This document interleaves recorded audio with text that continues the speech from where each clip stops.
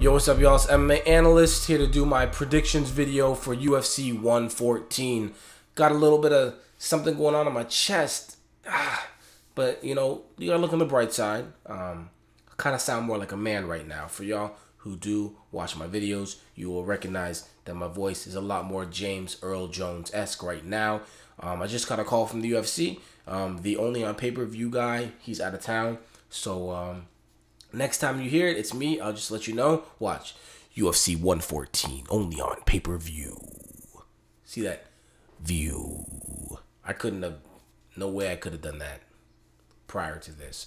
So as long as my chest is congested, then you know, congratulations. Let's get right down to it. UFC 114 main event: Rashad Evans versus Rampage Jackson. A lot of hype about this fight.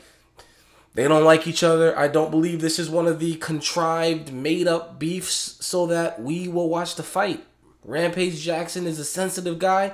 Rashad Evans is getting on his every nerve. He's gotten on his last nerve a long time ago. Rampage Jackson had to come up with new nerves just so Rashad Evans could get on those as well. Rashad Evans says he's going to knock out Rampage. Rampage says he's going to knock out Rashad. What do we really believe here? I'll tell you what I think.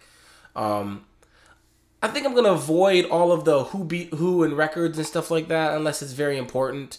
I'm just going to stick to the, the analysis side of things, If a record's important, I'll bring it up. If it's not, check it yourself. Rashad Evans. Basically, we need to look at a few things with him. Number one, he has improved stand-up. He's got his knockout over Chuck Liddell.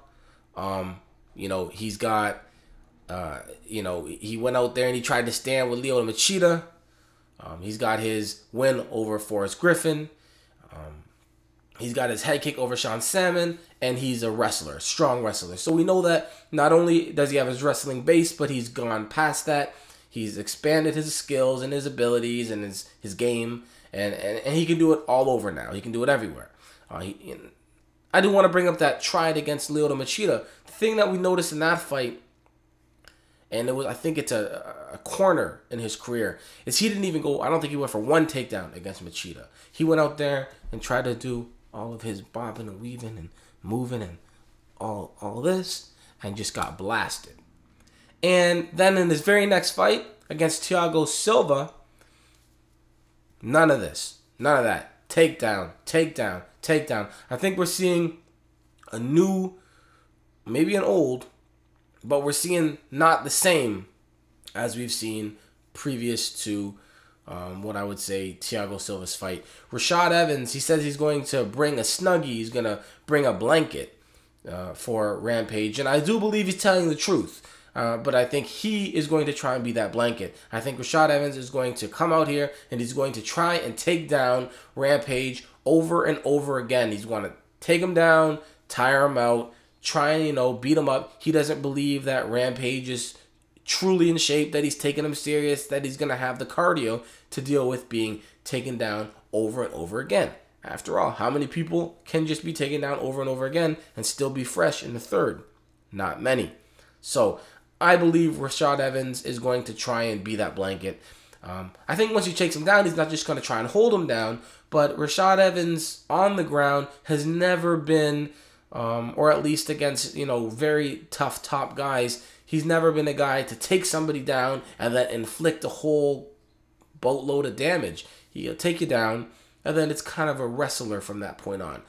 Control, get the position, hold the position. He's not even going for anything crazy. If he can, see an opening, he'll go for some strikes. If you turn your back, he might go for a rear naked choke. But that's about it. He's not going to be going for arm bars and triangles and, I don't think he'll be trying to move all over the place. He might try and get the side control. He might try and get to mount.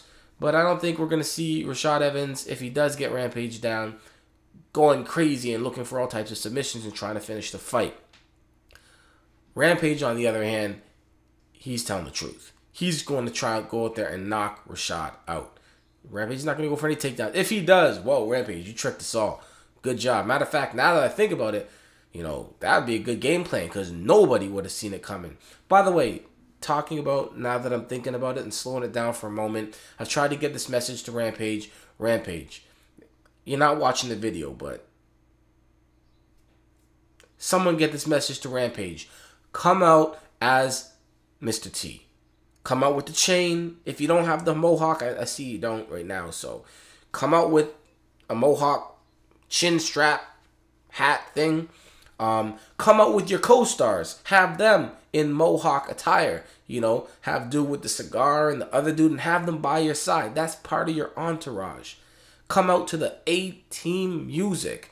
You know, dun dun dun dun dun dun dun dun dun dun dun dun dun dun dun dun dun. Rampage Jackson, and all the hype they be doing. He's coming off of a brutal victory over so and so, and even though that's not really the case, that's what we would need. And then after the fight, if you win the fight, I pity the fool who try and fight Rampage Jackson. Oh man. And then free advertising. 500, 600,000 people watching the pay-per-view. And then all the people at the bars. A-Team coming out. June 11th. Don't miss your free advertising, Rampage. Don't miss it. Do it. Put it together. I heard your boys are supposed to be there anyways. Do it. If you don't, you're messing up your own money. Back to the analysis. Rampage Jackson's going to go out there and he's going to try and knock him out. But the thing is, a lot of people don't remember, they don't realize, or they just forgot. I guess forgetting and not remembering are similar.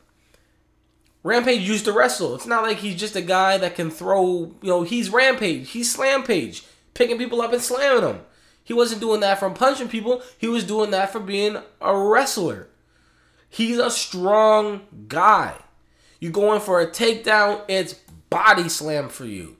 So I'm not saying that he's just going to be able to body slam Rashad, but I think he's going to be able to stuff his takedowns. And I know Rashad's not going to want to shoot all of his energy out the window going for takedown after takedown and getting stuffed all day. Now, at the same time, he probably doesn't want to get knocked out, which is what I believe he definitely doesn't want to do. And if they exchange too many times, that's what's going to happen. Rampage's jaw, his big head, that thing is filled with concrete. That's a granite marble head. And it takes a lot to even put a little crack in it. And on the other hand, Rashad, he's been tagged. He's been on, noodle legs. He's done the stanky leg. And Rampage is one of the hardest hitters in the UFC. So if you take one of the best jaws and chins and heads, and you put that and combine that with powerful fists, and you put that up against another guy, what's the guy going to try and go in a dark room with that guy and start swinging? No. That's not what's going to happen. Rashad's going to try and take him down. But I think after enough stuff takedowns and after enough Rampage saying, look, this fight's going to stay on the feet, then eventually I believe that they will throw down, and that's when I think Rashad will go down. I'm picking Rampage by, let's say, a second round KO, or if he can't get that knockout, I think he's just going to be able to control where the fight goes, keep the fight up, and Rashad will be doing a lot of moving, a whole lot of sizzle and no pop. Next fight. Dan Miller versus Michael Bisping. Dan Miller coming off 2 losses. He needs this win. I was going to say like so-and-so needs so-and-so or whatever. He needs this win. He needs this win like OJ needed Johnny Cochran the second time. He needs this win. He's coming off a loss to Damian Maia. Before that, he's coming off a loss to Chael Sonnen. He had some good wins before that, but Dan Miller is looking to stay in the UFC. You can't really... There's only a few guys that can get 3 losses in a row and stay in the UFC, and Dan Miller's not on that short list. He's a wrestler. He's going to try and take the fight to the ground. And really, there's not really much to talk about here. I mean, Dan Miller needs a win. He needs to take the fight to the ground. Standing and doing his thing, he lost basically in a striking match to Damian Maia. So it's not like that's going to be his game plan to try and strike with Michael Bisping. It's also not like Michael Bisping is the greatest striker ever, but he's a better striker than Damian Maya. So he needs to win. He needs to get the fight to the ground. Michael Bisping, on the other hand, he actually has a little more, a wider variety of tools. His jiu-jitsu is actually underrated, unless they've started rating it now. Up until his fight with Dennis Kang, I said, stop saying people this underrated, this, that. He got taken down. He got rocked. He was able to continuously get back guard. He was able to get through it, and he came out with more cardio and won the fight, looked like a champion. Mad props to Michael Bisping for that. Before and after that, he had a loss to Dan Henderson. Brutal knockout of the year. And then he had a loss to Wanderlei Silva. Two very tough fighters, two very tough fights. Can't blame a guy for losing, especially when he thought he won the Wanderlei Silva fight. I don't think he did, but he did put up a good showing. Only on pay-per-view. It reminded me when I said showing, it was just crazy. Anyways, Michael Bisping, he's got good hands. He doesn't have powerful hands, but he has good hands. He's going to be able to move. He's got good footwork. Sometimes it's a little too much retreating for my taste, but he's got good footwork. In this fight, I think he'll be able to, use his footwork, stuff takedowns, keep the fight on the feet. If he does get taken down, he can use that underrated, jiu-jitsu to get back to his feet or to avoid damage. I think he ends up winning this fight by a decision. Mike Russow versus Todd Duffy. Todd Duffy is very aware of the situation. He knows that he is getting mad hyped. The UFC, the fastest knockout ever. He's a big, strong, crazy-looking dude. He knows this. He said it. He's well aware of it, and it's not going to his head. That's very good. In his short career, he's had 6 straight knockouts. He's had 2 knockouts before his 7-second knockout. He had 2 knockouts within 20 seconds of the first round. So he has 3 knockouts out of his 6 within the first 25 seconds of the fight. So we definitely know he likes to go out there and just say, I gotta go home, right? So how good is he on his back? How good is he on the ground? I don't know. They gotta let me know. You can't go out there and get knocked out and then expect me to say how good is a guy on his back. Mike Russow, on the other hand, he's going to try and come out here and use his wrestling and jiu-jitsu to maybe show us just how good Todd Duffy is on the ground. He's got 12 wins. Out of his 12 wins, 8 are by submission. He only has 1 loss. That loss is to Sergey Karatanov in 2007.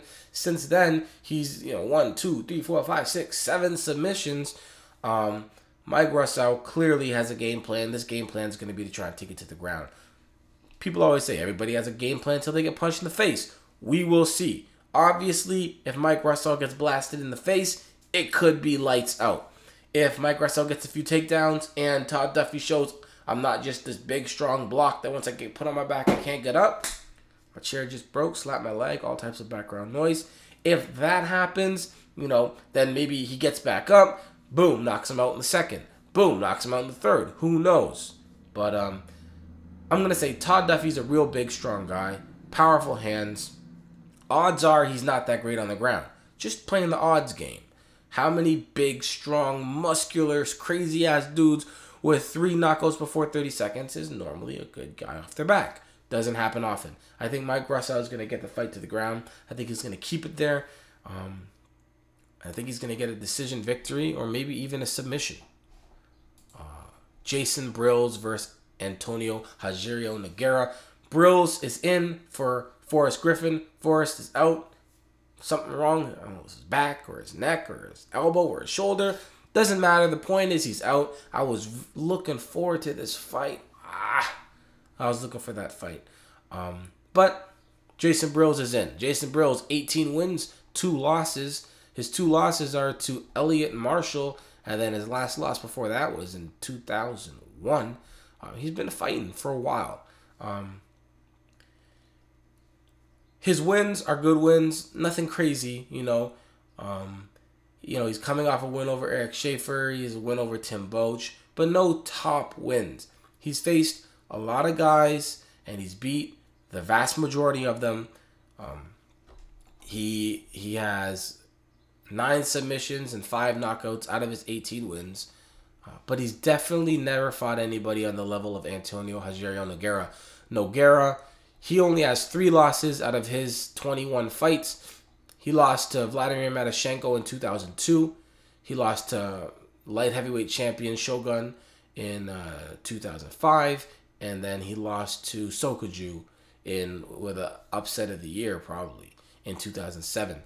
Other than that, he's just been knocking people out, submitting people. Very well-rounded. His boxing is crazy. He's got very good boxing. His footwork's good. His hands are good. Everything's good. His jiu-jitsu is good. He's in an amazing camp. It's just, I believe it'll be too much. Too much. Not too soon. I mean, you got to fight somebody like this sooner or later. But I think it'll just be too much for Jason Brills. I'm gonna go with Nogueira by submission. It could be a TKO. It could be a decision. To be honest, it's just what one am I picking? John Hathaway versus Diego Sanchez. Diego the Nightmare Sanchez. Only on pay-per-view. That's the last time I do that, I promise. But if you turn the bass up, I swear that it'll sound exactly like the dude. Anyways, John Hathaway, undefeated. I've been watching this guy since he came to the UFC closely. Before his fight with Tom Egan, he had a lot of his fights online. I looked at these fights and said, damn, this guy looks good. He looks like he's a well-rounded, young, up-and-coming fighter. Smashed Tom Egan, beat Rick Story in his toughest fight to date at that point. Paul Taylor defeated Paul Taylor. And, just looking like a good young prospect. And he's from England, By the way, what we're starting to see now is we're starting to see a lot of they're stopping the divisions in the division. You know what I'm saying? I talked about that a while ago, where you have all your UK guys who only fight in the UK. And you've got your Canadian guys. Well, that's kind of been stopped a while ago. Basically anybody who wasn't from North America or Brazil, they always fought on the UK, Germany, all the European cards. But now you're starting to see they're starting to mesh those up. And that's good, because that's what we need. You can't have a division cut into 2. We've got the American division where all these guys get title shots, and then we've got the UK division where all these guys just fight each other, and every now and then you'll send an American, and Marcus Davis always is going to fight. It's good to see that's not happening anymore. But John Hathaway in his first test, his next biggest crazy test against Diego Sanchez, damn, that's a big jump. That's a big jump from Taylor to Sanchez, and I don't think he's ready for it. Diego Sanchez at welterweight is probably top 10. At lightweight, he's definitely top 10. Probably top 5. If he fought these guys, we would see, but we can't really see. He lost to BJ Penn, no shame in that. Lost to John Fitch at welterweight and lost to Josh Koscheck at welterweight. Other than that, he's just been killing dudes. Nick Diaz, amazing fight. Carl Parisian, great fight. Joe Riggs, Kenny Florian, George Santiago, Clay Guida, Joe Stevenson, Luigi Fioravanti. He defeated all these guys. He's one of the most just driving force fighters there is, non-stop. He's got good jiu-jitsu and it's improving. He's training with Saulo Ribeiro. His wrestling is great.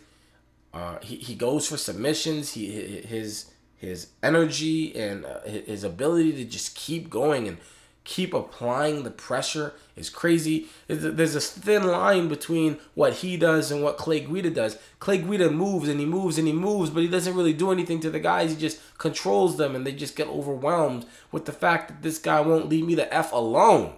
But Diego Sanchez, if he gets in the exact same position, it's like, man, this guy is beating me down. He might not finish the fight, but, people leave bruised and bumped and bloodied and stuff. So in this fight, I'm going to have to go with Diego Sanchez. I think it's just, it's a good test, obviously, for Hathaway. But I don't think he's going to be able to pass the test. Diego Sanchez by second round TKO. On the undercard, Amir Sadallah, man, I keep picking against this dude. I'm going to do it again. But damn, I feel like, sooner or later I'm going to have to pick Amir Sadallah. He's been looking vastly improved, especially in the stand-up. But against the stun gun Don Hyung Kim, I got to go with Don Hyung Kim. Efrain Escudero versus Dan Lozon. I'm going to pick Dan Lozon. Melvin Gillard, I'm picking him over Waylon Lowe. I'm picking Louis Khan over Cyril Diabate. If these guys can keep this fight standing long enough, this could be fight of the night. Aaron Riley, I'm picking him over Joe Brammer. And I'm picking Ryan Jensen over Jesse Forbes. UFC 114 is looking like a pretty half-decent card. Definitely a great main event. A couple good cards, fights on the main card. A couple good fights on the undercard. You can see the undercard on Spike TV. Don't miss it. What else? Dream 14. Got to do that. I'll probably do that later. But it's going to get done before the fight. So, y'all know what it is. MMA, it's important. Peace.